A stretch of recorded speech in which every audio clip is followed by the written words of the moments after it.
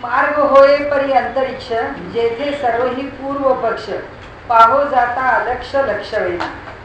म्हणाले हे जे सगळे मार्ग आहेत, मार्ग होय परी अंतरिक्ष.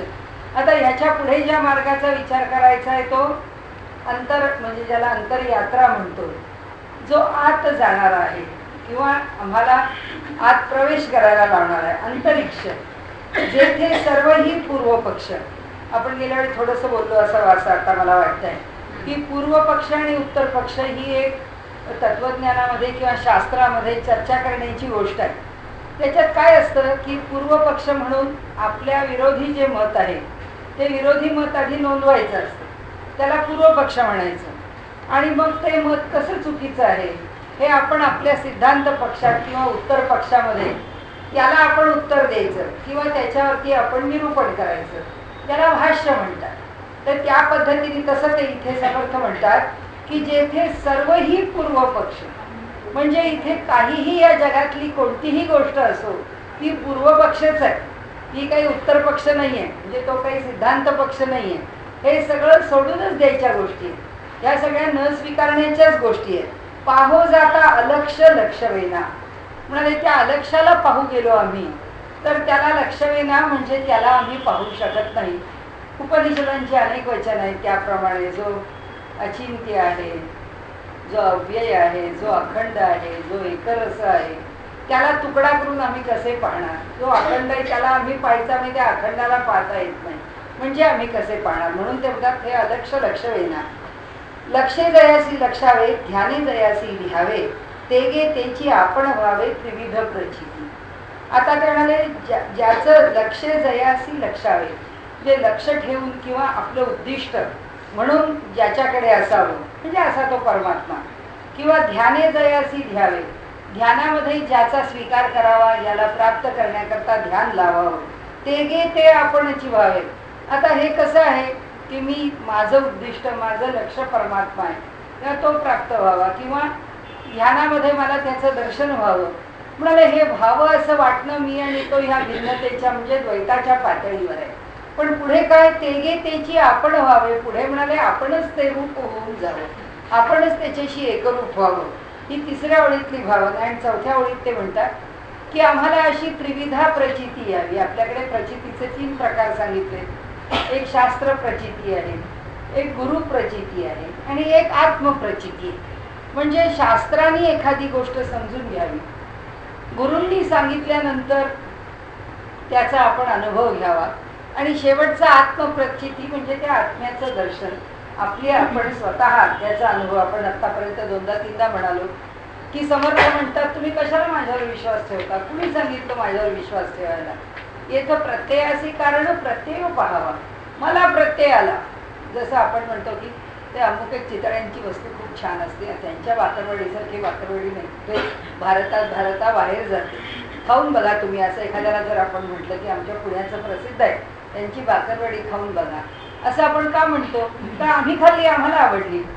मग तुम्हाला आवडते की नाही हे तुम्ही खाऊन बघा ना, त्याची प्रचिती या की खरंच ती चांगली आहे, खरंच त्यांचं बनवणं चांगलं आहे. तर तसं आहे. समर्थ म्हणतात आम्ही अनुभव घेतला, कशाला विश्वास ठेवता आमच्यावर, तुम्ही घ्या ना अनुभव आणि तुमच्या अनुभवाने सिद्ध व्हा. तसं इथे 3 प्रकारची प्रचिती आहे, त्या प्रत्येक स्तरावर प्रचिती तुम्ही घ्या ना, अशी ती भूमिका आहे. असो ही अनुभवाची द्वारे कळती सारासार विचार. इथे त्यांनी सांगितलं की शेवटी हा अनुभव आहे, आणि हा अनुभवाच्या ठिकाणी काय आहे म्हणाले की कळती सारासार, योग्य आणि अयोग्य काय आहे याची ज्याला निवड करता आली. जसं हंसाच्या ठिकाणी निरक्षीर विवेक आहे की पाणी पाणी आणि दूध दूध वेगळं करण्याचं सामर्थ्य त्याच्याकडे आहे, तसं आम्हाला विवेकाने काय शाश्वत आहे आणि काय अशाश्वत आहे हे जाणून घेण्याचं सामर्थ्य हे आमच्याकडे असेल तर त्या सामर्थ्याला सारासार विचार असं म्हणणे. त्याला सारासार विचार असं म्हटलेलं आहे की तो विचार ज्याच्या अंतःकरणामध्ये आला त्याला त्यातलं काय टाकायचंय आणि काय स्वीकारायचंय हे कळलं. म्हणाले सत्संगे करून सत्योत्तरे प्रत्ययासी येते. याचं साधन काय आहे तर म्हणतात ह्याचं साधन आहे ते सत्संग आहे. चांगल्याच्या सहवासात आल्यानंतर, काही सात्विक ऐकल्यानंतर, काही सात्विकाचं वर्तन पाहिल्यानंतर, काही डोळ्यांनी जे चांगलं आहे, प्रसन्न करणारं आहे, जे उदात्त आहे, असं काही पाहिलं की आमचंही मन त्या क्षणापुरतं का होईना प्रसन्न होतं. तर तसंच त्या सत्संगाचा तोच लाभ आहे म्हणाले की सत्संगे करून सत्योत्तरे, अशा सताचा म्हणजे जे कायम टिकणार आहे, अशा चांगल्या टिकणाऱ्या गोष्टीचा संग आमच्याकडून जर झाला तर काय म्हणाले, आम्ही त्यापर्यंत पोचू शकतो. तिथपर्यंत जाण्याचा मार्ग आम्हाला सुकर होतो. प्रत्ययासी येते, सत्योत्तरे प्रत्ययासी येते, म्हणजे जी सताच्या ठिकाणी पोचण्याचा जो मार्ग आहे तो सापडून आम्हाला ते दर्शन होणं शक्य होतं म्हणाले. आणि सत्य पाहता नाही असत्य, असत्य पाहता नाही सत्य. म्हणाले हे जग द्वंद्वात्मक आहे. कोणत्या दिशेने पाहायला निघालात, सत्य पाहता नाही असत्य. ज्याला जगामध्ये प्रत्येक गोष्ट सत्यच दिसते त्याला असत्याचं दर्शनच होत नाही. आपल्याला महाभारतातल्या ज्या अनेक कथा आहेत त्यातली एक कथा माहिती आहे की अर्जुनाला सांगितलं, अर्जुना सगळ्या पृथ्वीवर फिरून ये आणि तुला कुठे ह्या पृथ्वी तलावर वाईट आहे का, जे वाईट आहे ते तेवढं शोधून घेऊन ये. आणि दुर्योधनाला सांगितलं या पृथ्वीवर फिरून ये आणि इथे कुठे काही चांगलं आहे का हे शोधून आण. अर्जुनाला कुठेही वाईट सापडलं नाही आणि दुर्योधनाला कुठेही चांगलं सापडलं नाही. आणि म्हणून त्यांनी असं म्हटलं, सत्य पाहता नाही असत्य. सत्याच्या भूमिकेतून एखाद्या विषयाकडे आम्ही बघायला लागलो तर आम्हाला त्याच्यात वाईट काही दिसतच नाही. म्हणजे व्यवहारातला विनोद सांगते, माझ्या आत्ते सासूबाई होत्या, त्यांना त्यांच्या चांगल्या 3 मुलांची लग्न करायची होती. त्या मुलांनी सांगितलं, आई तू मुलगी बघायला जाऊ नकोस कारण तुला कोणतीच मुलगी वाईट दिसत नाही, त्यामुळे आम्हाला मुलगी बघताना आम्हाला काहीतरी चॉईस ठेव. म्हणाले तुला कुणी म्हणे की फार छान आहे असंच म्हणाले तू म्हणणार, तसं तू जाऊ नको लग्नाला. आणि त्यामुळे आमच्याकरता मुलगी बघायची तर तू बघू नको, चिकित्सा आम्हाला करू दे. त्याचं कारण असं आहे ते त्यांनी सांगितलं की ज्याच्या डोळ्याला असं काही दिसतच नाही त्यांनी आता काय करावं. असत्य पाहणाऱ्याला सत्य दिसत नाही, सत्य पाहणाऱ्याला असत्य दिसत नाही. सत्य असत्याचे कृत्य पाहणारा पाशी आहे. आमच्याकडे काय, आम्ही सत्य असत्याचं मिथुनीकरण केले आहे. म्हणजे आमच्याकडे सत्य आणि असत्य संमिश्र आहे. आमच्या स्वभावामध्ये काही खऱ्याचा अंश आहे, काही खोट्याचा अंश आहे. असं काही सगळेच आम्ही 100% सत्य असतो असं नाही. आम्ही असत्य तर नक्की नसतो. 100% असत्य तर आम्हाला कधीच आवडत नाही. पण 100% आम्ही सत्य वागतो का, तर असं शक्यतेवर सांगणं अवघड आहे की कुठेतरी काहीतरी आमच्याकडनं चूक होणं शक्य आहे. मुद्दाम आम्ही खोटं नाही वागणार किंवा खोटं बोलणार नाही, पण प्रसंग पडलाच तर माहिती नाही काय करावं लागेल. तर त्यामुळे इथे त्यांनी जे म्हटलंय की सत्य असत्याचे कृत्य, की सत्य का असत्य, बाजू कशाची घ्यायची. आत्ताच मी तुम्हाला विषय सांगते. जे काही चाललं होतं ब्राह्मण वादविवाद, याच्यामध्ये ते जे सांगत होते हे असं घडलं, हे असं घडलं, हे असं घडलं, त्याच संदर्भात माझ्याकडे पण अनेकांचे फोन आले होते. त्यामुळे बघा मॅडम असं होतं, तुम्हाला काय सांगू मी. तर मी त्यांना सांगू शकले असते की हो हो अशाही बाजूने लोक फोन करतात, म्हटलं आपण कशात बोला गप्पा. पण शेवटी तो मनुष्य कोणत्या बाजूने बोलतोय, शेवटी काय जात कोणाची आडवीच येते. ते त्यांना नाही पटलं मी काही बोललेलं तर त्या माणसाचा माझ्याचबद्दल गैरसमज व्हायचा. म्हटलं तर न बोललेलं त्याहून उत्तम. म्हणजे जेव्हा त्या माणसाने मला विचारलं की तुमचं याच्यावरचं मत काय, तेव्हा असं मी म्हटलं बा मला काही त्याच्याविषयी अंदाज नाही. म्हटलं असे येतात फोन लोकांचे, नाही असं मी, पण ठीक आहे ना, काहीतरी लोकांची मतं असतात असं म्हणून आपण ती वेळ मारून नेतो. याचा अर्थ आपण काय फार सत्याला चिकटून राहतो का, नाही राहत. म्हणतो ठीक, चला द्या सोडून, फार पुढची येणारी जी काही गुंतागुंत आहे ती सोडवून टाका. आणि त्यामुळे व्यवहारामध्ये काय वागतो आपण, कशाकरता वागतो आपण माहिती नाही, पण वागतो, ही गोष्ट खरी. आणि त्यामुळे त्यांनी असं म्हटलं, सत्य असत्याचे कृत्य पाहणारा पाशी आहे, की आपण कसे त्या गोष्टीकडे पाहणार आहोत. आपण उगीच्या उगीच कशाची खोटं बोलणार नाही, हे जसं खरं तसं ते म्हणतात की ते सगळं त्याचे जे परिणाम आहेत ते परिणाम शेवटी आम्ही काय व्यवहार करतो याच्यावर अवलंबून आहे. काय मानसिक बळ आमच्याकडे इतकं 100% उत्तम पाहिजे की त्यावेळी येणारा कोणताही परिणाम झेलण्याची आमची तयारी आहे. म्हणजे काय, खरं तर मी खरंच बोलेन, याच्याशिवाय मी खोटं बोलणारच नाही. पण त्या खरं बोलण्याच्या मागे आपल्याला सत्यम ब्रूयात प्रियम ब्रूयात असं म्हटलंय की सत्य बोलावं, प्रिय वाटेल असं बोलावं हे दोन जरी खरं असलं तरी काही वेळा हिताचं बघून बोला. काही वेळा असं असतं सारासार विचार करून तुमचं जे सत्य आहे तेच जर समोरची परिस्थिती विनाशाला कारणीभूत होत असेल तर गप्प बसणं अधिक योग्य आहे. त्यामुळे त्याचा सारासार विचार आपण करतो. ती परिस्थिती कायम राहावी, चांगली राहावी याच्याकरता मौन स्वीकारलं तर ती परिस्थिती चांगली झाली ह्याचं जसं पुण्य आहे तसं सत्य न सांगण्याचं पापही आपल्याला स्वीकारावंच लागतं. जे तो दोषही आपल्या अंगाशी आल्याशिवाय राहत नाही, तो दोषही स्वीकारावा लागतो. मग आपण असं म्हणतो की तो दोष स्वीकारावा लागला तरी चालेल, पण त्या घडणाऱ्या परिस्थितीचा विचार करता आपण तसं बोललो हेच अधिक बरं झालं. म्हणजे हे सगळे व्यवहार आहेत. या व्यवहारात आम्ही जगतो आणि आमचं जगणं ह्या व्यवहाराच्याच पातळीवर आहे. त्यामुळे हे चूक का बरोबर आपण ठरवू शकत नाही. आपण आपल्या परिस्थितीप्रमाणे निर्णय घेतो. पण जो व्रत म्हणून सत्याचा स्वीकार करतो तो म्हणतो मला त्याच्याशी काही घेणं देणं. सावरकर आहे, दोन माणसं आहेत आपल्या डोळ्यासमोर, लोकमान्य टिळक आहेत आणि सावरकर. सावरकर कडवे होते. माझं जे सूत्र आहे ते सूत्र आहे, माझ्याशी पटलं माझ्या बरोबर या, याल तर तुमच्यासह, न याल तर तुमच्याशिवाय. ही माझी भूमिका आहे आणि त्या भूमिकेतूनच मी व्यवहार करीन. हा व्यवहार करायला त्यांनी त्यांचं काही उद्दिष्ट ठरवलेलं आहे. लोकमान्य टिळक ते म्हणाले मला सगळ्यांना बरोबर घेऊन जायचं. म्हणजे तेल्या तांबोळ्यांचा पक्ष आहे माझा, तळागाळातल्या माणसांना बरोबर घेऊन मला पुढे जायचंय. मी किती पुढे जाईन? समाज माझ्या मागे आहे, समाजाच्या पुढे मी फक्त 2 पावलं चालली.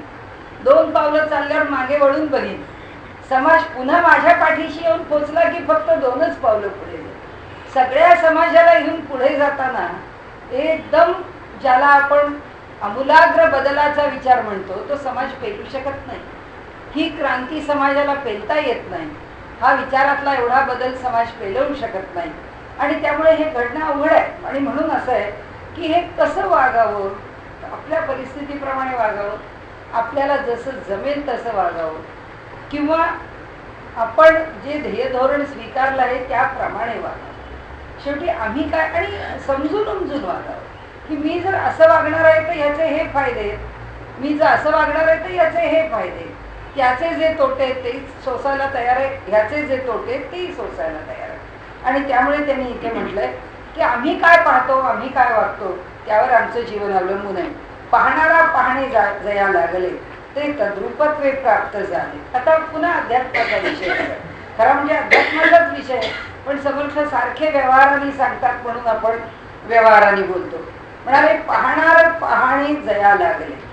म्हणाले जो एक पाहणारा म्हणजे त्रिपुटी आहे, ज्याच्या ठिकाणी पाहणार पाहणे जया लागले, हा पाहणारा आहे आणि ज्याला पाहायचं आहे हे ज्याच्या ठिकाणी लागलं म्हणजे ज्याच्या ठिकाणी ठरलं आहे ते तद्रूपत्वे प्राप्त झाले. ते आता पाहून प्राप्त व्हायचं नाही, ते त्याच्याशी एकरूप होऊनच प्राप्त होणार आहे. म्हणजे त्याला लांबून मी पाहिलं आहे आणि तो माझ्यापासून अलग आहे आणि मला त्याचा साक्षात्कार झाला आहे किंवा तो मला प्राप्त झाला आहे असं म्हणाले व्हायचं नाही. तो जेव्हा मला प्राप्त होणार असेल त्यावेळी मी त्याच्याशी एकरूपच झालेला असेल, त्यापेक्षा अलग असणार नाही. तरी मला जाणारे बाणले समाधान. आणि असं जेव्हा घडेल की मी पाहणारा आणि ज्याला पाहायचं आहे तो, ह्या जोपर्यंत भेद आहे तोपर्यंत मला ते जे प्राप्त करायचं आहे ते प्राप्त नाही झालं. पण केव्हा प्राप्त झालं तरी मग जाणावे बाणले समाधान. केव्हा तर ते तद्रूपत्वे प्राप्त झालं, म्हणजे मी त्याच रूपाला प्राप्त झालो, मी त्याच परमात्म्याशी एकरूप झालो. असं ज्यावेळी होईल त्यावेळी म्हणाले मला ते प्राप्त झालं आहे. नाना समाधाने पाहता बाणती सद्गुरु करिता. सद्गुरु विण सर्वथा सन्मार्ग नसे. म्हणजे वेगवेगळ्या प्रकाराने समाधानाचा जर विचार केला तर जे समाधान आहे ते प्राप्त करण्याचा मार्ग कोणता असेल तर तो सद्गुरु शरणता आहे. आणि हे खरंच आहे की कुणाला ना कुणाला तरी शरण जावंच लागेल. म्हणजे कुणाला ना कुणाला तरी याचा अर्थ असा आहे की लौकिकातला सद्गुरू नाही, ग्रंथातला सद्गुरू नाही. माझ्या ठिकाणी जर सद्गुरू कोणी असेल तर माझी बुद्धी आहे. माझी बुद्धी सुद्धा मला मार्गदर्शन करायला पुरेशी आहे. काय कोणी बाहेर जायला पाहिजे असं नाही, पण ती बुद्धी कशी येईल? जोपर्यंत माझे विचार, माझी भूमिका, तीच माझी बुद्धी जिला अशी मार्गदर्शन करण्याची ताकद येईल. ते माझं मन, तो माझा अहंकार, हे सगळे फार शुद्ध होऊन एका दिशेने जातात. ते सगळे कुठेतरी समर्पित असतील, कुठेतरी निस्वार्थ असतील, कुठेतरी निष्काम असतील. काही त्याचं स्वरूप स्वीकारताना आपल्याला एक बघावं लागेल की भगवंतांनी सांगितलं आहे की बुद्धियोगम ददाम्यहम, मी त्याला बुद्धियोग देतो, त्याला मीच बुद्धी देतो. हे असं वागण्याची बुद्धी मीच त्याला देतो. कशी देतो आणि का देतो? कारण तो त्याचं म्हणून असं काही ठेवतच नाही. तो सगळं त्याचं माझ्या ठिकाणीच अर्पण करून टाकतो. हे मला करायचंय, हे माझं असं असावं, हा माझा आग्रह आहे असं म्हणाले. काही माणसं तुम्ही बघा घरामध्ये सुद्धा, ते कधी आपला आग्रह, आपलं मत कधीच मांडत नाही. बरं तुम्ही म्हणाल तसं काही नाही. तुम्ही हो म्हणलात बरं चला हो, तुम्ही नाही म्हटला हो चला नाही, काय अर्थ नाही. तुम्ही सगळे जसं आपल्याकडे त्या ऑर्केस्ट्रामध्ये एक सामील बाज आहे की मुख्य वाद्य वाजत असतात. ती सतार वाजते, तो तबला वाजतो, काय बोंगो कोंगो काय वाजायचं असेल, सिंथसायझर, हे सगळे ज्याचे त्याच्या वैशिष्ट्यांनी वाजत असतात. पण असे बाकीचे अनेक बाज असतात की हातावर घुंगरू वाजतं, तो ट्रायंगल वाजतो, ती चिपळी वाजते, नाही तर कोणाची झांज वाजते, नाहीतर काही वेळा तो मधनं फक्त एक ठोका देत असतो, म्हणजे जस्ट एक रिदम असतो. तर हे सगळे कसे असतात, हे सगळे वाजणारे कुणी कमी पडले तर तो ऑर्केस्ट्रा काही उठावदार होत नाही. पण ह्यातलं कोणी असलं नसलं तरी एक वेळ चालू शकतं. त्यांनी उठाव येत नाही असं नाही, नक्कीच येतो म्हणून त्याचा अंतर्भाव आहे. पण हे सगळे त्या मूळ स्वरामध्ये सामील होऊन जाणार आहे दोन प्रकारांनी. म्हणून त्याला सामील बाज म्हटलंय. तो बाजच आहे, तो वाजणाराच आहे. त्याला त्याचा रिदम आहे, त्याला त्याची गोडी आहे, त्याला त्याचं वैशिष्ट्य आहे. जसं एक गाणारा आहे आणि मागे कोरस आहे. त्या कोरसमध्ये कुणाच्याच आवाजाचं वैशिष्ट्य नाही, पण सगळ्यांचे आवाजात एकमेकात मिसळायला. मुलं गात असली आणि मुली गात असल्या तरी मुलांच्या आणि मुलींच्या मध्ये षड्ज पंचम षड्ज मध्यम बघूनच गावं लागतं, नाहीतर ते आवाज काही एकमेकांशी जुळत नाही, त्या दोघांच्या मध्ये सुसंवाद येत नाही. तर तसं त्यांनी सांगितलं इथे की आपल्याला हे निरनिराळ्या प्रकारचं समाधान प्राप्त करून घेत असताना आपण जर आपली बुद्धीच मान्य केली की आम्हाला कुणीच नकोय, मी माझ्या ठिकाणी काही हरकत नाही, माझ्या बुद्धीवर जर पूर्ण विश्वास आहे तर माझं आचरण पहिल्यांदा तितकंच विश्वासपूर्ण पाहिजे की माझा जो आचार आहे तो इतका विशुद्ध आहे की त्या विशुद्ध आचाराने माझी बुद्धी सुद्धा विशुद्ध मार्गावरच आहे. म्हणजे शेवटी बुद्धी जे सांगते तेच आचरणात येतं.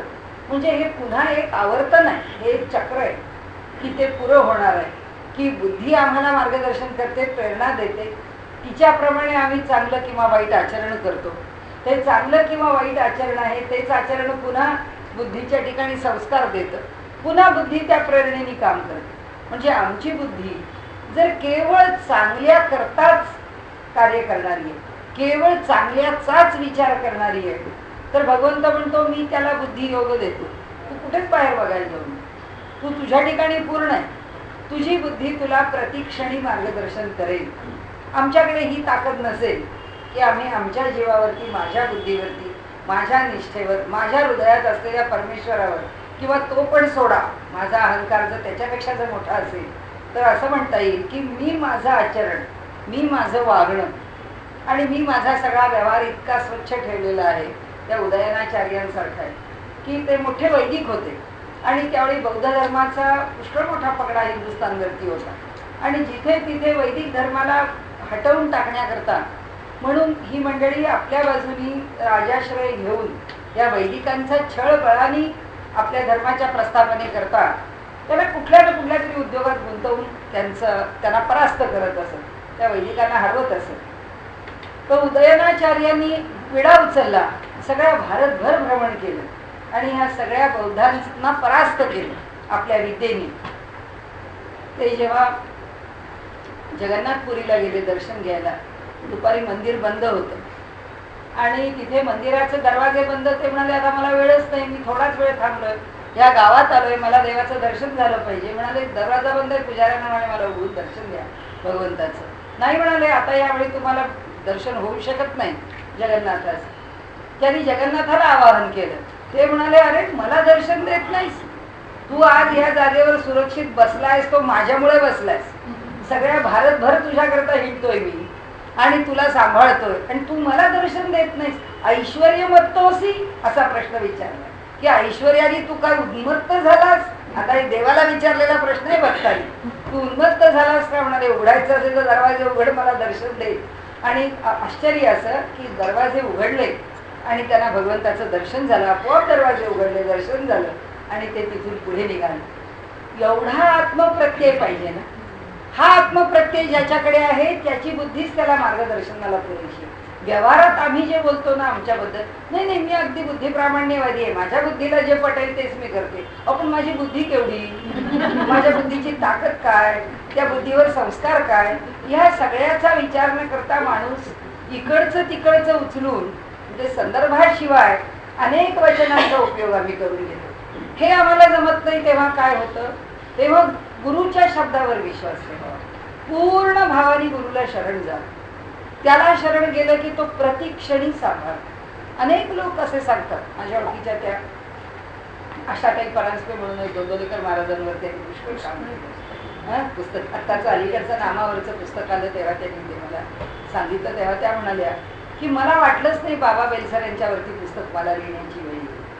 पण म्हणाले बाबा बेलसरे मला काय म्हणाले माहिती नाही, पण म्हणाले मी महाराजांचं रोज ध्यान करते, मला महाराजांनी आज्ञा केली की तुला हे काम करायचं. आणि त्यांची आज्ञा झाली म्हणून म्हणाले मी ते काम केलं. माझ्याकडून ते काम घडलं की मी बेलसरांकडे गेले, बाबांच्याकडनं मला जे जे पाहिजे ते मिळवायचा प्रयत्न केला आणि त्यांना दाखवलं, वाचून दाखवलं. त्यांचा PhDचा थिसिस वेगळा, पण हे त्यानंतर बाबा बेलसर यांच्या तो नावाच्या ह्याच्यावरचा थिसिस आहे. आणि त्यांनी बाबा बेलसर यांच्या वाङ्मयाचा परिचय म्हणून एक ग्रंथ लिहिला. तर म्हणाले मी तो ग्रंथ लिहून काढला आणि त्यांचं म्हणणं असं होतं की मला प्रतिक्षणी प्रत्येक वेळी मला तो परमात्मा जो आहे तो मार्गदर्शन, म्हणजे माझे सद्गुरू मला मार्गदर्शन करतात. ते मला भगवंताच्या रूपामध्ये, कोणत्याही रूपामध्ये, कधी आवाजाने, कधी दर्शनाने, कधी मला संकेताने, पण मला म्हणजे सद्गुरू मार्गदर्शन करतो. एक तर ते तरी पाहिजे. म्हणून बाणती सद्गुरू करता सद्गुरू विण सर्वथा सन्मार्ग नसे. आणि आपल्याला आपल्या परीने जाताना मन फार स्वच्छ ठेवावं लागतं आणि आपल्याला त्या दिशेने चालताना फार मोठं सामर्थ्य असावं लागतं. मी काही योगमार्गातली मंडळी बघितली की गुरु काय एक शब्द त्यांचा ऐकला बस आहे, पण स्वतः कधी विद्वान आहे. आपल्या आपल्या विद्वत्तेवरती, आपल्या आपल्या विषयावर आपण आत्मपरीक्षण करून एका प्राणायामाच्या माध्यमामधून त्या परमेश्वराचं किंवा त्या समाधीचं दर्शन किंवा ती समाधी अवस्था प्राप्त करून घेण्याकरता काय करू शकतो. सामान्य संसारिक गृहिणी आहेत की मी ज्यांना आज 30-35 वर्ष ओळखते, 40 वर्ष म्हणा माझ्या लग्नाच्या आधीपासून मी ज्यांना ओळखते, पण आज त्यांची स्थिती अशी आहे की उत्तम प्रकारे ध्यान नाही, जवळजवळ समाधीची स्थिती प्राप्त आहे. कोण गुरु आहे? कोणी गुरु नाही. आपल्या अंतःकरणात असलेल्या परमेश्वरालाच गुरु केलाय, पण प्रामाणिक पण केवढं आहे. म्हणजे ही जी एक जबरदस्त ताकद आहे ती तरी आमच्याकडे पाहिजे. ती नसेल तर गुरु शरणता तरी पाहिजे. आणि गुरु शरणता जर आमच्याकडे नसेल तर सगळं परमेश्वरावर सोपवून तरी मोकळं झालं की बाबा तुला काय करायचंय ते तू कर, सगळं तुला दिसतं, सगळं तुला कळतं. कारण काय आहे, गुरुच्या विषयी सुद्धा किती विश्वास वाटतो, किती विश्वास वाटत नाही. कारण माणूस आहे, माणसाचं मन फार संशयी आहे. ते सर्व बाबतीमध्ये पूर्ण श्रद्धावान होईलच असं नाही. ईश्वरावर होईल का नाही, व्हावंच लागेल. इतपत विचार जर करत गेला आणि त्याला खरंच काही प्राप्त करायचं आहे तर एका ईश्वराशिवाय कोणी नाही, त्याला सोडून तू कुणावर विश्वास ठेवणार. म्हणजे त्याच्यावर विश्वास ठेवणं भागच आहे. आता ह्याच्या पलीकडे जायला दुसरा म्हणजे ज्याला आपण म्हणतो की अल्टिमेट रिसॉर्ट आहे, की सगळ्यात शेवटचं स्थान आहे. आता ह्याच्या पलीकडे कुठे जाणार, मग आता तिथं तरी थांबलंच पाहिजे. म्हणून का होईना ते थांबावं लागेल. आणि मान्य असो की नसो, आपल्याला कुणीतरी श्रद्धेला किंवा कुणीतरी बघायला किंवा कुणावर तरी सोपवायला आपल्याला स्थान पाहिजे. तर हे सगळे सुटले तरी निदान ईश्वर तरी स्वीकारला पाहिजे. कारण काय आहे, वय असो नसो कोणत्याही वयामध्ये माणसाच्या मनात वेडेवाकडे विचार येणं, मन अस्वस्थ होणं, मनाला निर्णय घेता न येणं, मनाच्या ठिकाणी चंचलता असणं, आपल्या आपल्या कामामध्ये आपलं मन रस घेऊन व्यग्र न होणं, आपल्या रोजच्या कामाबद्दल रुची न वाटणं. मी माझ्या काही मैत्रिणी आहेत, त्यांना 2 किंवा 3 दिवस झाले की चौथ्या दिवशी त्यांना चेंज लागतं. म्हणजे त्यांना ताबडतोब ट्रिप पाहिजे असते. आठवड्यातून नाही का 2-3 दिवस इतकं काम झालं, आता जरा बदल पाहिजे, जरा चेंज, की चाललं लगेच 2 दिवस लोणावळा. अरे इतक्या घडी घडी कसा चेंज लागतो? कारण शेवटी रुटीन, कारण काय देह बघितला तर रुटीन शिवाय दुसरं काही नाही. श्वासाचं रुटीन बिघडवता येत नाही, खाण्याचं रुटीन बिघडवता येत नाही, देहामधल्या बाकीच्या कोणत्याही गोष्टीचं रुटीन नाही. जर असं म्हटलं की तो रक्ताचा प्रवाह आहे, जरा थोडे दिवस किती दिवस तसाच व्हायचा, की झाल्या औषधांच्या गोळ्या वरखाली सुरू होती. त्या हृदयाने काही म्हटलं तर वरखाली सुरू होईल, पोटाने गडबड केली तर वरखाली. नाही तरी आज मी उशिरा कशा करता ते आमच्या मैत्रिणीला तिची कोलन टेस्ट आहे, ती मुलगी बिचारी आज मिटिंगच घेऊ शकली नाही. म्हटलं जा तू, मीटिंग होईपर्यंत मी थांबते, मला उशीर झाला तिचा. म्हणजे त्या पोटाला एवढंसं काही झालं तरी सुद्धा माणूस काही करू शकत नाही. सर्व ठिकाणी मनुष्याला जर त्याची जी स्थिती आहे ती जशीच्या तशी, म्हणजे अगदी स्टेटस को नाही म्हणणार आपण, पण आहे त्या संतुलनात असल्याशिवाय व्यवहार करता येत नाही. मग आम्हाला रोजच्या कामाच्या संतुलनात कंटाळा कशा करतो? त्याला इतका बदल माणसाला कशाला लागतो? आणि त्यामुळे असं आहे की आपण आता बघतोय त्याप्रमाणे की असा बदल, असं वेगळेपण माणसाला जीवनात काही वेगळं देतं असं नाहीये. ते जसंच्या तसं स्वीकारावंच लागतं. गुरुशरणता स्वीकारली तर अंतःकरण तिथे रोज राहिलंच पाहिजे. समजा आम्ही दासबोध किंवा समर्थ स्वीकारले तर समर्थांच्या वाङ्मयावर आमची पूर्ण श्रद्धा बसलीच पाहिजे. गुरु स्वीकारला तर गुरुवर श्रद्धा बसलीच पाहिजे. गुरु नाही परमात्मा स्वीकारला तर तिथे पण निसंशय असलं पाहिजे. असं मी तुम्हाला म्हटलं ना, माझ्या ओळखीच्या त्या बाईंनी सांगितलं. आता असं मला वाटायला लागले की मी हळूहळू आस्तिक होतीये. म्हटलं आता हे हळूहळू आस्तिक होतीये ही काय प्रोसेस आहे आपल्याला माहिती, पण म्हणजे माणसाचं मन कसं असतं आपण बघितलं तर ते कुठंतरी स्थिर व्हावं लागतं. आणि म्हणून त्यांनी सांगितलं प्रयोग साधने सायास नाना साक्षेपे विद्याभ्यास. म्हणाले निरनिराळे प्रयोग करणं, म्हणजे आपण शेतात प्रयोग करतो, वनस्पतींवर प्रयोग करतो, आपल्या घरात पाककलेत प्रयोग करतो, प्रपंच चालवण्यात प्रयोग करतो, दैनंदिन रुटीनमध्ये प्रयोग करतो, आपलं आरोग्य सांभाळताना सुद्धा प्रयोग करतो, अनेक प्रयोग करतो. म्हणजे गेलं 1.5 वर्ष तर मी माझ्याच प्रकृतीवरती प्रयोग करते की मला जसं माझं ऑपरेशन होऊन मी बाहेर पडले तशी माझी थकावट नाही तर नाही, जातच नाही. सगळे प्रकार करून झाले, सगळे व्हिटॅमिन सप्लिमेंट करून झाले, आयुर्वेद झाला, त्याच्यावर हर्बल झालं, सगळं झालं. शेवटी मी म्हटलं जाऊ दे, मी माझा जो प्राणायाम आहे तो प्राणायामच वाढवतो. कारण तोपर्यंत असं वाटायचं सारखा आपल्याला त्रास होतो, आपल्याच्यानी प्राणायाम करणं व्हायचं नाही. शेवटी प्राणायामच माझ्या उपयोगाला, पण त्याच्याकरता 1.5 वर्ष लागलं.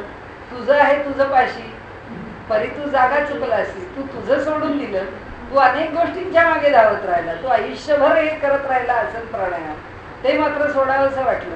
आणि अनेक गोष्टींच्या मधून आपल्याला बरं होईल अशा धारणेने अनेकाच्या शोधात फिरत राहिलो आपण.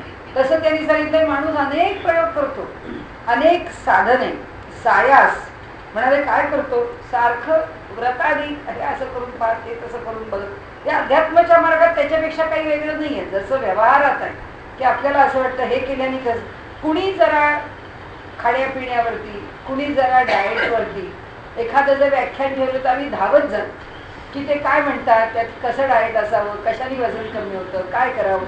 आम्हाला अगदी त्या प्रत्येक गोष्टी ऐकण्यात रुची वाटते, कारण असं वाटतं जे आपल्याला माहिती नाही त्यातलं काय कळेल, त्याच्यामुळे आपल्याला काय लाभ होतील. समर्थ म्हणतात हे जगामध्ये असंच असणार की भिन्न भिन्न प्रयोग करावेत. सगळे प्रयोग झाले, गव्हाणपुराचा प्रयोग झाला, रसाचा झाला, आवळ्याचा झाला, सगळे प्रयोग करून माणूस पाहतो की ह्याने काय होतं, त्याने काय होतं, त्याने काय होतं. म्हणजे प्रयोग साधने सायास अनेक गोष्टी माणूस करतो. नाना साक्षेपे विद्याभ्यास, पुष्कळ मेहनत करतो आणि विद्येचा अभ्यास करतो. अभ्यासे काही गुरुगम्यास पाविजेत नाही. पण म्हणाले ह्या सगळ्याचा अभ्यास केला तरी सुद्धा गुरुच्या कृपेने जे विना सायास प्राप्त होतं ते ह्या सगळ्यांनी प्राप्त होत नाही. ह्या सगळ्याचा अर्थ एकच आहे की गुरुसंस्थेला मोठेपण द्यायचं म्हणून म्हटलं का, असं नाहीये. त्याच्यामध्ये एकच गोष्ट वैयक्तिक मला जी वाटते ती मी आपल्या पुढे मांडते की त्याच्यामध्ये एकच आहे की आम्ही आमचे प्रयत्न करतो त्यावेळी आमचा अहंकार मोठा असतो आणि आम्ही जेव्हा गुरुला शरण जातो तेव्हा अहंकाराची निवृत्ती होते. म्हणजे शेवटी यश लाभायला आमचा अहंकार अत्यंतिक निवृत्त झाला पाहिजे. ज्याचा अहंकार जितका निवृत्त झाला, ज्याच्याकडे जितकी शरणागती आहे, ज्याचं मन जितकं मवाळ झालं ताठरपणा टाकून, तितका त्याला त्याच्या जीवनामध्ये यशाचा मार्ग अधिक सुकर झाला. तो परमार्थ मार्गावरच गेला पाहिजे असं नाही, व्यवहारामध्ये सुद्धा मनुष्याला अहंकाराचा खेळ अधिक नाचव बाकी कशाही पेक्षा. आणि म्हणून परमार्थ मार्गामध्ये कशाला शरण जा, शरण जा हे जे म्हटलेलं आहे ते अभ्यासे काही गुरुगम्य असं. कितीही अभ्यास केला, समजून समजून विषय घेतला आणि मांडत राहिला मनुष्य, तरी सुद्धा गुरुकृपेशिवाय काही होत नाही. गुरुची कृपा झालीच पाहिजे, गुरुनी कृपावंत झालंच पाहिजे. आणि म्हणून जे अभ्यासे अभ्यासिता नाहीये, जे अभ्यासाच्या माध्यमातून मिळत नाही, जे साधने असाध्य होय म्हणून त्यांनी वर सांगितलं अनेक प्रयोग करावेत. आपल्याकडे आपण करत नाही, ही हल्लीची मुलं करतात, पण परदेशामध्ये हे प्रयोग खूप करतात. म्हणजे आपल्याकडे मुलं कशी रात्री जागून अभ्यास करायचा, स्ट्रॉंग कॉफी प्यायची, म्हणजे ती दूध न घालता प्यायची, कडक बनवायची आणि प्यायची. ती साधी नेसकॉफी पण नको, मग ब्रू घ्या, ब्रू पण नको, मग आणखीन कडक करा, पण काही करा पण झोप उडवा. तसे परदेशामध्ये, म्हणजे मला सुद्धा याची कल्पना नव्हती. आमच्याकडे अयंगारांकडे लोक येतात आमच्या योगाच्या क्लासला, तर ते म्हणतात की आम्हाला जर ध्यान लावायचं असेल तर आम्ही काय करतो, आम्ही म्हणाले स्ट्रॉंग कॉफी पितो आणि स्ट्रॉंग कॉफी पिऊन ध्यानाला बसतो. आपण ती स्ट्रॉंग कॉफी प्यायली ना की ॲसिडिटी वाढते. ती ॲसिडिटी वाढते तेव्हा जी धडधड होते, ती धडधडच त्यांना भावाची उत्कटता आहे असं वाटतं. म्हणजे त्या धडधडीला साधन करून ते आपली जो साधन मार्ग आहे ना तो साधन मार्ग चालवतात. वेडेपण आहे, पण असे अनेक प्रयोग आहेत त्या लोकांनी केलेले साधन मार्गावरचे, जे अभ्यासे अभ्यासिता नाहीये, जे साधने असाध्य होय, साधनाच्या माध्यमातून जे कधीच फळाला येऊ शकत नाही, ते हे सद्गुरु विण काय उमजो जाणे. मला तो जो मार्ग आहे तो गुरुगम्य मार्गच आहे. की गुरु आम्हाला सांगेल की बाबा हे असं असं कर, असं कर. आता साधी आजची गोष्ट सांगते तुम्हाला. मी जसा एक महिना झाला मी या प्राणायामाच्या मागे लागले, माझ्या मनामध्ये अनेक प्रश्न होते, करत होते अनेक वर्ष, पण काय क्लासमध्ये बसायचं प्राणायाम करायचं, पण कधी आपल्याला कंप्लेंट्स नाही म्हटल्यानंतर आपल्याला जर तक्रारच नाही तर प्राणायाम करताना एवढा कोण सिन्सिअर असतो की हा प्राणायाम काय करतो, याचे परिणाम काय होतात, कधीच नाही. आता प्रयोग म्हणून करायला बसले ना की वाक्य कोणतं डोळ्यापुढे घेतलं की जी मंडळी प्राणायाम करतात ती मंडळी असं समजतात की घेतलेल्या श्वासाबरोबर आम्ही या विश्वातली जी शक्ती आहे ती शक्ती शरीरात घेतो. म्हणजे जेव्हा आम्हाला शक्ती कमी पडते, जेव्हा ते जे विश्वचैतन्य आहे त्याच्यातून आम्ही ते चैतन्य घेतलेलं आहे. आता ते चैतन्य आमच्या शरीरात येणार आहे का येणार नाही, आता गरज पडली ना त्या विश्वचैतन्यावर जगायची वेळ जेव्हा आली तेव्हा कळलं की आम्ही जगू शकतो की नाही. म्हटलं आता मी करते प्राणायाम. आता अनेक वेळा रामदेव बाबांचा प्राणायाम पाहिला, अनेकांची त्याच्यावरची उलटसुलट म्हणतात, अमक्याचा प्राणायाम केला त्याच्यावरची उलटसुलट म्हणतात, आणि सगळ्यात शेवटी डॉक्टर लोकांची उलटसुलट म्हणतात. म्हणजे मी आमच्या डॉक्टर तळवलकरांना विचारलं, म्हटलं प्राणायामाच्या वर तुमचं मत काय. तेव्हा मला तळवलकरांनी सांगितलं होतं की तुम्ही कोणत्याही प्रकारचा प्राणायाम केला तरी त्या प्राणायामामध्ये रेसिड्युअल ब्रेथ जी आत राहते, म्हणजे जो आपण पूर्ण बाहेर न टाकलेला श्वास आहे तो जेव्हा आतमध्ये राहतो तेव्हा त्या श्वासाचं तुम्ही काय करणार, त्यात कार्बन डायऑक्साईड आहे. आता तुम्ही कोणताही प्राणायाम करा, म्हणजे उज्जाई करा किंवा नाडी शोधन प्राणायाम करा किंवा विलोम अनुलोम करा, कोणत्याही प्राणायामाचे प्रकार तुम्ही करायला ना, तरी त्या प्रत्येकामध्ये तुम्ही या ब्रेथचं काय करा, ही जी रेसिड्युअल ब्रेथ आहे, हे जे राहिलेला तुमचा आत, असा कुठलाच आमचा उच्छ्वास नाही आहे की ज्या उच्छ्वासात अगदी श्वासाचा आत घेतलेल्या श्वासाचा प्रत्येक अंश बाहेर पडला. मग तो आत राहिलेल्या अंशाचं काय, त्याच्याकरता मी आज महिना झाला, कारण मी सांगते ना ज्याच्यावर वेळ येते तेव्हाच तो शोधायला लागतो. म्हटलं आज इतक्या वर्षात कधी वाटलं नाही की हे प्राणायाम आम्ही करतो त्याचं काय शोधावं, तो कसा आहे काय नाही.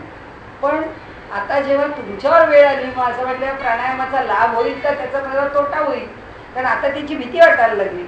तेव्हा त्याचा शोध घेता घेता मला उत्तर मिळालं ते असं मिळालं की तो रेसिड्युअल ब्रेथ आहे हे या लोकांच्या दृष्टीने CO2 आहे आणि प्राणायामाच्या दृष्टीने तो रेसिड्युअल ब्रेथ नाहीच आहे.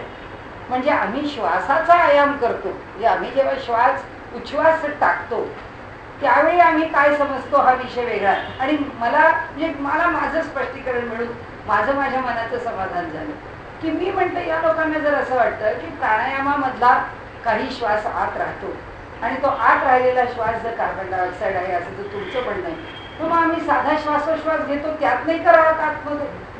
मग आम्ही ओव्हर द पिरियड, आता तर मी 60 वर्षाची बाई झाली, आता 60 वर्षापर्यंत तो राहिलेला रेसिड्युअल कार्बन डायऑक्साईडनी माझं डोकं केव्हाच खराब करायला हवं होतं. म्हणजे या रीतीने जर डोक्यावर परिणाम होणार असेल तर वयाच्या 60पर्यंत मनुष्य बुद्धी नाठी नाही, तो वेडाच व्हायला पाहिजे, कारण त्याची बुद्धी पार बादच व्हायला पाहिजे. मग का नाही बाद झाली? म्हटलं याचा अर्थ हे त्याचं उत्तर नाही. पण हे केव्हा 30-35 वर्ष प्राणायामाचा अभ्यास करून सुद्धा जे शोधावं असं वाटलं नाही, पण जेव्हा आपल्या जीवाशी आलं ना तेव्हाच ते माणसाला कळायला लागतं, तोवर नाही कळत त्याला. आणि मग त्याच्यावरनं मला अनेक ग्रंथ बघितले, तेव्हा ही योगाची उपनिषद जेव्हा पाहिली तेव्हा त्या योगोपनिषदामध्ये असं मिळालं की माणूस जो श्वास घेतो तो जो घेतलेला श्वास आहे त्या श्वासाचा रेसिड्युअल ब्रेथ किंवा शिल्लक राहिलेला श्वास म्हणून उरत नाही, तो श्वास व्यान म्हणून शरीर भरत असत. आणि जे आपण घेतलेला श्वास आहे त्या श्वासाबरोबर मिळालेलं जे विश्व चैतन्य आहे ते सगळं चैतन्य तो शरीरामध्ये पसरून देत. म्हणजे तो रेसिड्युअल ब्रेथ नाही आहे. आमच्या ताकदीप्रमाणे जेवढा आमच्या फुफ्फुसाला मान्य असेल किंवा मानवेल तेवढा श्वास आत येईल आणि जो बाहेर टाकता येईल तो टाकला जाईल. जो टाकला जाणार नाही तो श्वास आमचं अकल्याण करत नाही. तर याचं उत्तर मिळायला 35 वर्ष गेली. तर म्हणून त्यांनी इथे सांगितलं जे साधने असाध्य, म्हणजे माझ्या मनाला समाधान लाभेपर्यंत आपण शोध घेत राहतो, पण ते केव्हा, जेव्हा आमच्या गळ्याशी येतं तेव्हा तो आम्हाला शोध सुद्धा घ्यावाचा वाटत. म्हणजे जर आपल्याला ऍसिडिटी होत नसेल तर तळलेले पदार्थ खाताना आपल्या मनात शंका सुद्धा येते. ज्याला ऍसिडिटी होते तो विचार करेल, जेव्हा आम्हाला ऍसिडिटी होईल तेव्हा आम्ही विचार करू की हा पदार्थ खायचा का नाही. तसं ते की जोपर्यंत आपले शरीर एकदम ओके तोपर्यंत प्राणायाम काय ना असेल काय, हा ठीक आहे होत आहे, काही फरक पडत नाही. तसंही त्यांनी म्हटलं इथे जे साधने असाध्य होईल की साधन करत असताना साधनेने सुद्धा जे प्राप्त होत नाही त्याचं कारण असं आहे की त्या साधनावरती सुद्धा आमचं मन तितकं एकाग्र नाही. आणि ते का होतं तर गुरु ते एकाग्र करायचा त्यांच्या कृपेने प्रयत्न करतात, म्हणून आम्हाला कुठेतरी ते ज्ञान नावाची गोष्ट त्या ठिकाणी प्रकट होते. आणि मला त्याचंही उत्तर माझ्या मनाला हेच आलं की इतक्या वर्षात मला का नाही याची कधी गरज वाटली, का नाही प्रश्न उत्पन्न झाला. जर आम्ही म्हणतो की श्वास घेतला तर त्या श्वासाबरोबर नुसतं चैतन्य येत नाही, त्या प्रत्येक श्वासाबरोबर ज्ञान पण आम्ही आत घेत असतो असं प्राणायाम सांगतो. मग आम्ही इतके वर्ष प्राणायाम केला आम्हाला ज्ञानच नाही झालं कशाचं. मग ते का नाही झालं? कारण तो प्राणायाम करत असताना माझं शरीर त्या प्राणायामाशी कधी एकरूप झालंच नाही. आपले सांगतायत आपल्या डोक्यात दुसरे विचार चालले तिकडे म्हणतात म्हणून आपल्या नाकाने प्राणायाम करतो, त्या प्राणायामाला काय अर्थ नाही आहे. म्हणजे शेवटी हे सगळं प्रकट व्हायला त्या प्रत्येक साधनाच्या ठिकाणी आम्ही किती प्रामाणिक आहोत हेच आहे. इथे ते तेच सांगतायत की आमचं प्रामाणिकपण. आणि म्हणून भगवद्गीताकारांनी त्याला बुद्धियोगम ददाम्यहम असं म्हटलेलं की अर्जुना अरे त्याला मी ती बुद्धी देतो आणि त्याला मी बुद्धी देतो म्हणूनच त्याला कळतं.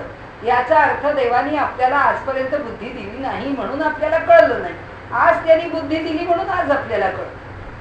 आणि इतके दिवस त्यांनी बुद्धी का नाही दिली हा उलटा प्रश्न आपल्याला कोणीतरी विचारेल. का नाही दिली याचं कारण त्यांनी बुद्धी द्यावं असं आम्हाला ठेवलंच नाही.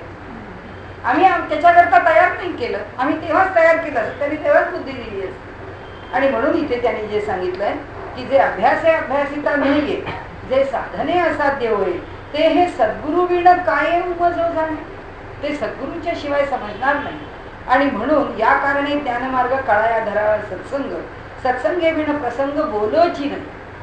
ते म्हणाले आयुष्यामध्ये आपण कुठल्याही मार्गाने जावं आणि आपल्याला सगळं काही चांगलं मिळावं असं जर आम्ही म्हणायला लागलो, आता असं बोलावं बोलू नये मला माहीत नाही, पण आजकाल अशी एक क्रेज आहे की तुम्ही कुणाकडे रात्री जेवायला गेला त्यांच्याकडे पार्टी आहे, म्हणजे अशा आमच्या मैत्रिणी आम्हाला सांगतात.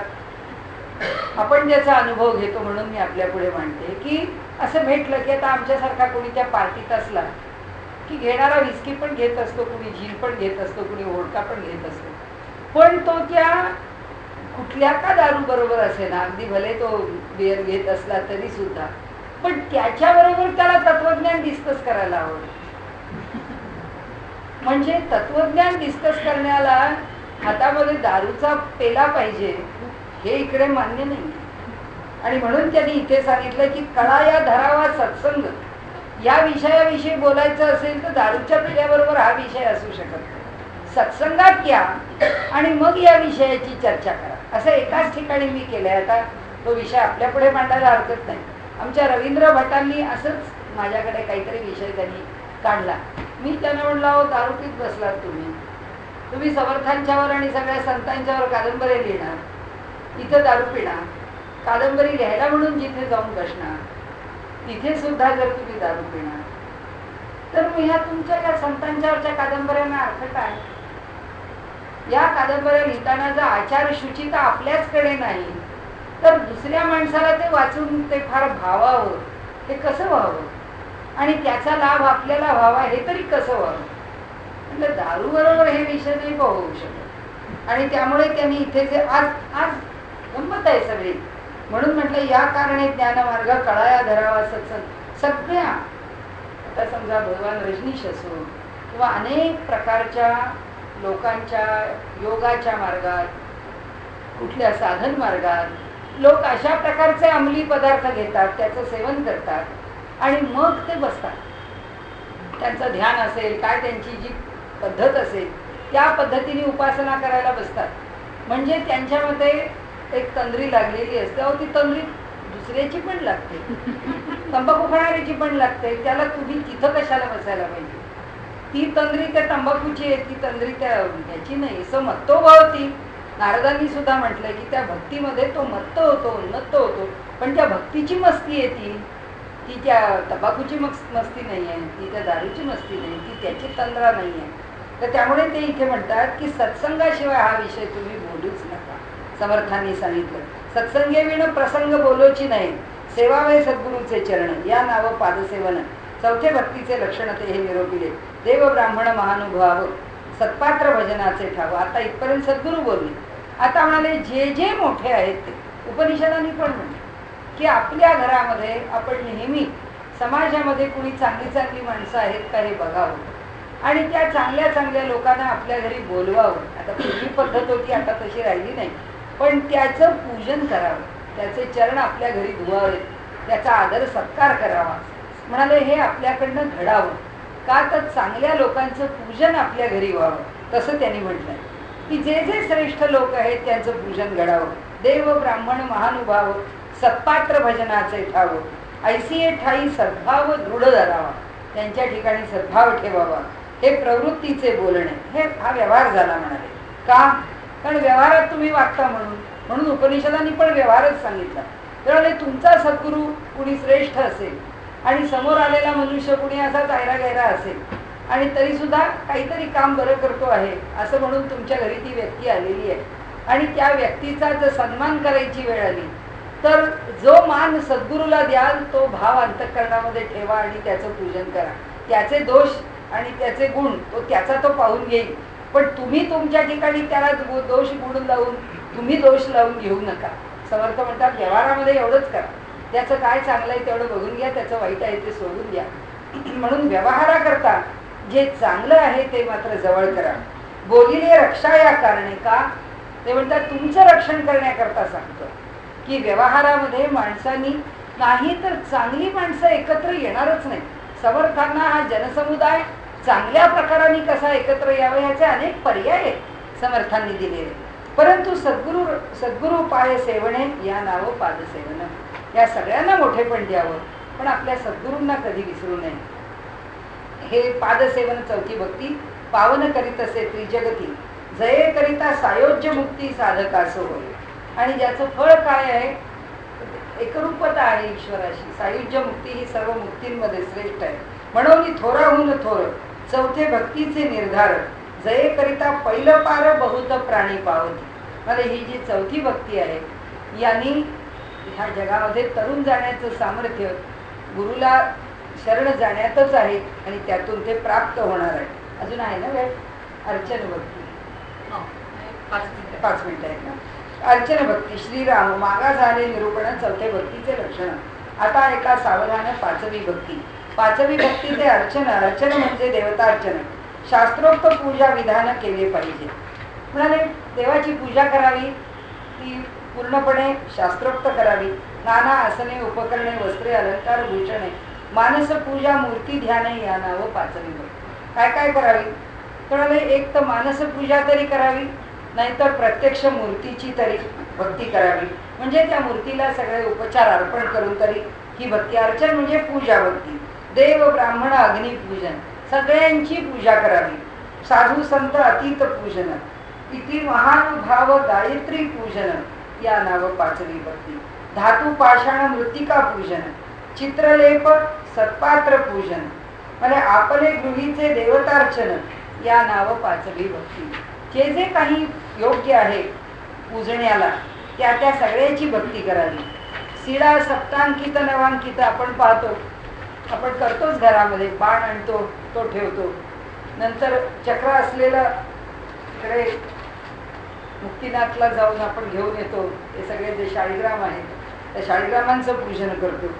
नवांकित शाळीग्राम शकले चक्रांकित प्रतीके सूर्यकांत सोमकांत बाण तांदळे नर्मदे नर्मदेचे गोटे सुद्धा घरी आणतो, त्याचं पूजन करतो. भैरव भगवती मल्हारी मुंजा नरसिंह असं म्हणून त्यांनी सगळ्या देवतांची नावं दिली आहेत.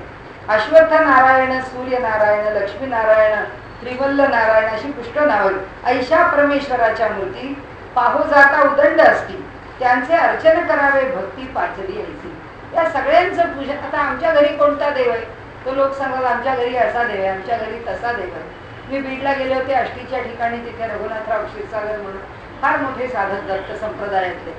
काय भक्ती करावी? आपल्या घरामध्ये त्यांनी दत्तात्रेयांची मूर्ती उभी केली आहे आणि त्याच्या पुढे शिवलिंग आहे. त्या दत्तात्रेयाच्या मूर्तीला रोज 12 वेळा पवमान त्यांनी म्हणायचा आणि 33 वेळा रुद्र पण त्यांनीच म्हणायचं.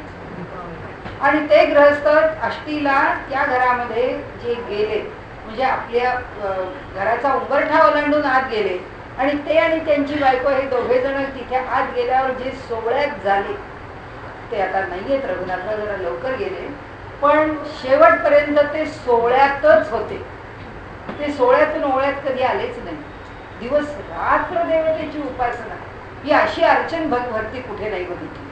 एका माणसाने इतक्या करारीपणाने हे करत. त्यांची बायको 150-200 200 लोक आले तरी सुद्धा सगळ्यांचा स्वयंपाक त्या सोहळ्यात करत असे आणि सगळा बाहेर वाढायला येत असेल. मोठं आश्चर्य वाटलं. म्हणजे याही वेगळे कुळधर्म कधी सोडू नये त्यांनी आपल्याला सांगितलंय. सोडू नये अनुक्रम उत्तम अथवा मध्यम करीत जा. आपल्याला कुळधर्म जमत नाही, कोणी परदेशात जाऊन राहिले, पण त्या दिवशी काहीतरी करा, मध्यम करा, कमीत कमी करा पण करा. म्हणाले ह्या सगळ्या देवतांचं पूजन हे करावंच करावं. नाना तीर्थक्षेत्रांना जावं, तिथं जाऊन देवांचं पूजन करावं. नाना उपचारी अर्चावे परमेश्वराचे. मग आता त्याच्या षोडशोपचार पूजेचे तिथे वस्तू सांगितल्या. तसं पंचामृत गंध अक्षदा पूजा द्रव्य सुगंधी परिमल द्रव्य धूप दीप निरांजन कापूर असं त्याला निरनिराळे छत्र आसन अलंकार जे जे आपल्याला दिंड्या पताका निशाण टाळ वगैरे नाना वाद्य नाना उत्सव नाना भक्त सबुदाव बाकी हरिदास सद्भाव लागता भगवंती. म्हणाले देवाकरता ही एक पूजेची पद्धती झाली. दुसरी पद्धती म्हणाले विहिरी खोदाव्यात, सरोवर निर्माण करावी, देवळांना शिखरं द्यावी. म्हणाले वेगवेगळ्या प्रकारचे सुंदर वृंदावने भुयारी. आता इथे त्यांनी असं म्हटलंय की आपल्याकडे काय मला माहिती नाही, या मुसलमानांच्या 1000 वर्षाची राजवट म्हणून असेल, तुम्ही पुणे शहर घ्या की हैदराबाद घ्या, म्हणजे ही 2 टोकं आहेत म्हणून. जिथे ब्राह्मणी राजवट होती पुण्यामध्ये पंतप्रधानच होते पेशवे, त्यामुळे त्यांचा इथे एवढा सगळा प्रभाव होता आणि हैदराबादमध्ये निजामाचा मुसलमानाचा प्रभाव होता. पण पूर्वीच्या काळी प्रत्येक घराघरातून प्रत्येक देवळातून प्रत्येक प्रमुख स्थानावरून भुयारच होती काढली. प्रत्येकाच्या घरातून भुयार, या भुयारातून बाहेर पडण्याचे मार्ग होते. कशा करता होते माहिती, यांनी सुद्धा इथे म्हटलंय की देवळांकरता सुद्धा भुयारं खणून ठेवावी, की देवावरती जर प्रसंग मोठा वाईट आला तर त्या मूर्ती घ्याव्यात. नाहीतरी आपली कोल्हापूरची मूर्ती काय 500 वर्ष गुप्त ठेवलेली होती, ती त्या ठिकाणी वरती नव्हतीच, तिला काढून ठेवावं लागलं की ही मूर्ती राहणार नाही म्हणून. तर असे पण काही भाग आहेत की ज्या गोष्टी कराव्यात, ज्याला शक्य आहे त्यांनी तेथे त्या देवळाकरता करावं.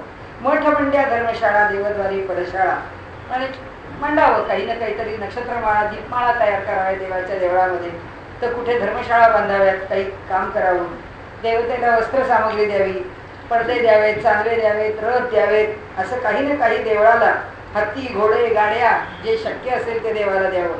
अलंकार आणि अलंकार पात्र देवाला द्यावी, द्रव्य द्यावं, द्रव्य पात्र द्यावीत. अन्न आपण त्या अन्नदानाच्या करता पैसे देतो तसं करावं. अन्नोदक पात्रे भांडी द्यावी त्या त्या देवस्थानला. म्हणाले वने उपवने पुष्पवाटिका हे चालावं, याच्याकरता पैसे द्यावे. म्हणाले तपस्वी लोकांच्या करता पर्णकुट्या बांधून द्याव्यात. अशी जगन्नायकाची पूजा ज्याला जशी शक्य आहे त्यांनी यथासांग करावी. त्याच्याच बरोबर म्हटलं पक्षी द्यावेत, आणि त्या पक्ष्यांना म्हणजे पोपट आहे, मोर आहे, असे सगळे पक्षी त्या देवतांच्या ठिकाणी सांभाळण्याकरता द्यावेत. बदक द्यावे, चक्रवाक द्यावे, कोकिळ, चितळे, समरे, हरणं द्यावी, देवळांना अर्पण करावी. आता इथे पुण्यामध्ये सहस्रबुद्धे स्वामी महाराजांच्या मठामध्ये पोपट आहे, आणि ते पोपट काय राहतील, पण त्यांचे पिंजरे पाहण्यासारखे. आमच्या घरात इतकं चकचकीत पितळेचं काहीच दिसणार नाही, आम्ही किती पॉलिश केलं, रोज पिंजरा स्वच्छ केलेला पोपटांचं. पितळेचे पिंजरे तेवढे मोठे मोठे, इतके सुंदर आहे, आणि ते इतके सुंदर राखले, त्यांनी मंदिरच खूप छान राखलंय. म्हणजे पोपटांचे पिंजरेच मला त्याच्यातले विशेष वाटले. सुगंध मृगे आणि मार्जरे, गाई म्हैसी वृषभ वानरे, आणि वानरे सुद्धा द्यावीत म्हणून सांगितलंय बरं का. नाना पदार्थ आणि लेकुरे, हा मात्र मोठा विशेष आहे. त्यांनी काय म्हटलंय, हे सगळं द्यावं आणि आपलं एखादं मूल देवळाला अर्पण करावं. आता मुलंच जास्त नसतात, पूर्वीच्या काळी पुष्कळ असत. आपल्या आपल्या देवतेकरता आपलं मूल द्यावं. पण आपल्याकडची जी पद्धत होती की धर्म राखण्याकरता सगळे हिंदूच असत. हिंदूंच्या घरामधला, पंजाब प्रांतामधला एक मुलगा शीख धर्माकरता दिला, म्हणजे शीख पंथाकरता दिला जात असत. नाही तर शीख हा काही वेगळा धर्म, तिथे काही कोणी वेगळी माणसं जन्माला नाही आली. त्यातला प्रत्येक जण एका घरातला एक हिंदू, का तर ह्या समाजाचं रक्षण करण्याकरता ती माणसं आहेत. तर त्या लोकांच्या करता प्रत्येक घरातला एक मनुष्य शीख संप्रदायाला दिला जात असे. तसं त्यांनी म्हटलंय की नाना पदार्थ आणि लेकुरे देवळाई समर्पावी, काया वाचा आणि मने, चित्ते वित्ते जीवे प्राणे, हे एवढ्या ओळी समर्थांच्या सर्वात लाडक्या आहेत. ह्या 4 गोष्टी, काया वाचा आणि मने, चित्ते वित्ते जीवे प्राणे. तुम्ही कुठेही बघा समर्थांच्या ठिकाणी हे शब्द दिसतील. सद्भावे भगवंत अर्चने या नावात ऐसेची सद्गुरूचे भजन, करुण असावे अनन्य, या नाव भगवत भजन 5वी भक्ती. आता झाला हे संपूर्ण, आपण थांबू. ऐसी पूजा न घडे बरवी, तरी मानस पूजा कर. ज्याला हे असं लौकिक जमत नाही त्यांनी मानस पूजा करावी. मानस पूजा अगत्य व्हावी परमेश्वराची, ही मानस पूजा परमेश्वराची अगत्याने करावी. मने भगवंतास पूजावे, कल्पून सर्वही समर्पावे, मानस पूजेचे जाणावे लक्षण ऐसे, जे जे आपण असं पाहिजे ते ते कल्पून वाहिजे, येणे प्रकारे कीजे मानस पूजा. तर म्हणाले ही जी मानस पूजा आहे, ही मानस पूजा कोणी करावी किंवा आम्ही करावी, तर ती मानस पूजा आम्ही कशी करावी. तर त्यांनी असं सांगितलं की ती जी मानस पूजा आहे ती आम्हाला जे जे कल्पून अर्पावंसं वाटतं, आपल्याला जर आवडलं तर या मानस पूजेकरता गुरुदेव रानडेंचं चरित्र वाचन येतं. ते रोज जे ध्यान करत असत त्या ध्यानात ते ईश्वराला रोज जे अर्पण करत असत. असं तर अनेकांच्या बाबतीमध्ये अनेक गोष्टी सांगितल्या जातात की ते जेव्हा मानस पूजा करत, जे गुरुदेव रानडेच नाही, ज्यांची श्रेष्ठ स्तरावरची मानस पूजा होत असेल ते लोक जेव्हा देवाला काही अर्पण करतात, सुद्धा असं म्हटलं की आज देवाला केवड्याची उदबत्ती लावलेली आहे, तर ते त्यांच्या मानस पूजेत ती उदबत्ती लावतील आणि समजा पदार्थ केला, पूर्णाची पोळी देवाला दिलेली आहे, तर असं म्हणतात की ज्याची मानस पूजा फार श्रेष्ठ आहे त्यांनी जे अर्पण केलं आहे तो सुगंध त्या वातावरणामध्ये निर्माण होतो. गुरुदेव रानडेंची एक कथा सांगितली जाते की त्यांना असेच पावसाळ्या हिवाळ्याच्या दिवसात असं वाटलं की आज देवाला मोगऱ्याचीच फुलं व्हावी. आणि त्यांनी आपल्या मानसपूजेमध्ये देवाला असा मोठं टोपलीभर मोगऱ्याची फुलं देवाच्या चरणावरती वाहिली आणि त्यांना मोठा आनंद झाला. ते त्या मोगऱ्याच्या फुलांचा सुगंध घेत होते आणि त्यांना वाटलं काय बरं आज हे तर दिवस नाहीत मोगऱ्याचे, पण आपल्याला का वाटलं की देवाला मोगऱ्याची फुलं अर्पण करावी. आणि झाली त्यांची पूजा वगैरे. ते त्या पूजेतून बाहेर आले आणि बाहेरच्या खोलीत आले तेव्हा त्यांच्या इथल्या एका माणसाने सांगितलं की अहो आपल्याकडे एक माणूस आला होता, त्यांनी एवढी टोपलंभर मोगऱ्याची फुलं आणून दिली आणि त्याला थांब म्हटलं, काहीतरी घेऊन जा म्हटलं, प्रसाद घेऊन. तो म्हणले थांबलाच नाही, तो गेला, तो पुन्हा आम्हाला काही दिसलाच नाही. तेव्हा गुरुदेव रानड्यांच्या चरित्रामध्ये त्यांच्या मुलींनी जे लिहिलंय, जैसी गंगावा आहे, या इथल्या आपटे आपल्या 15व्या गल्लीत राहत होत्या ना, त्या रामधून बंगला, तर त्यांनी आपल्या वडिलांचं चरित्र पुन्हा अनेकांनी लिहिले. कुळकुळ्यांचं आहे, कुलकर्णी म्हणून आहे, पण त्यांनी लिहिलेलं खूप सुंदर आहे. तर त्याच्यात त्यांनी हा प्रसंग घातला. म्हणाले वडील असे मानसपूजा करता कुठेही जाऊन बसायचे आणि ते मानसपूजा करायचे, पण त्यांच्या पूजेतच म्हणजे पूजेत देवाला जे अर्पण करायचे त्यांनीच त्यांच्या देहाचं पोषण होत होतं. ते संबंध दिवसभरामध्ये काय घेत असत तर आपल्या चहाच्या चमच्याच्या टोकावर बसेल एवढ्या चहाची चव तोंडाला घेत होतं, संपलं. जेवण नाही, खाण नाही, दूध नाही, पाणी नाही, त्यांना काहीच लागत नव्हतं, काहीही घेत नव्हते ते. म्हणजे संबंध आयुष्य अन्नाचा स्वीकार न करतात. म्हणून त्यांनी सांगितलं मानसपूजेचं महत्व खूप आहे. ते मी आपल्याला जे सांगितलं ना ते सांगून आता विषय संपवते की या प्राणायामामध्ये, प्राणायाम म्हणजे ईश्वराच्या नामस्मरण करत असताना आम्ही जो श्वासोश्वास करतो तो प्रत्येक श्वासोश्वास हा प्राणायामच आहे. कारण एका विशिष्ट लयीमध्ये नाव घेतलं जातं आणि त्या नामाबरोबर श्वास घेतला जातो. तो काय देतो? तो आम्हाला बाहेरून सगळं चैतन्यच देतो द्या. आणि हे चैतन्य जेव्हा मिळत जातं तेव्हा हळूहळू तहान, भूक या तर व्यवहारातल्या गोष्टी आहेत, ह्या कमी होतात. मग राग द्वेष षड्रिभूत कमी होतील, त्यात काही विशेष नाही. आणि त्यांनी असं म्हटलंय की हा मानसपूजा करणारा तर त्याला काहीच लागत. कधीतरी आपल्यापुढे त्या ल्यांटांचा मी चरित्र सांगेन की रामकृष्ण परमहंसांच्या सहवासात होते आणि त्यांना त्यांच्या आयुष्यात काहीच खावं लागलं नाही. ते कधीच खात नव्हते, ते फक्त समाधी स्थितीमध्ये असत. त्या समाधीतून बाहेर आलं की त्यांना सगळंच प्राप्त असत आणि तेवढ्यावरच त्यांचं भागत होतं. म्हणजे ह्या प्राणायामामध्ये ही जी बाहेरची ऊर्जा आहे ती शरीराला देऊन शरीराला सबल करण्याचं सामर्थ्य खूप आहे. आणि म्हणून ते म्हणतात की लौकिक पूजा करावी, पण कुणी आमच्या जागी याचं मन 10 ठिकाणी धावत आहे तर 10 ठिकाणी धावण्याऐवजी त्या मूर्तीपाशी तरी धावू दे. आम्ही स्वतः खूप छान छान कपडे घालून नटणं ह्याचं जे कौतुक आहे त्याच्यातच न रमता निदान देवाला नटलेलं पाहू दे. म्हणजे नटायचं तर तुम्ही नटा, पण त्यालाही नटवा. म्हणजे तुमच्याशिवाय आणखीन कुणी नटलं आहे हे तरी बघा. ह्या जो भाव आहे ना आमच्या ठिकाणी निर्माण करणं आहे तो या बाहेरच्या स्थूल मूर्तीपूजेत. आणि स्थूल मूर्तीपूजा स्वा काही कमी नाही आहे. मीराबाईंची मूर्तीपूजा आपल्याला माहिती आहे की मीराबाईंनी त्यांच्या मूर्तीपूजेतून जे प्राप्त करून घेतलं. आपण पुन्हा कधीतरी तो विषय बोलू. पण आता हे 2 आपण समास पुरे केले, एक अर्चन भक्ती आणि एक पादसेवन.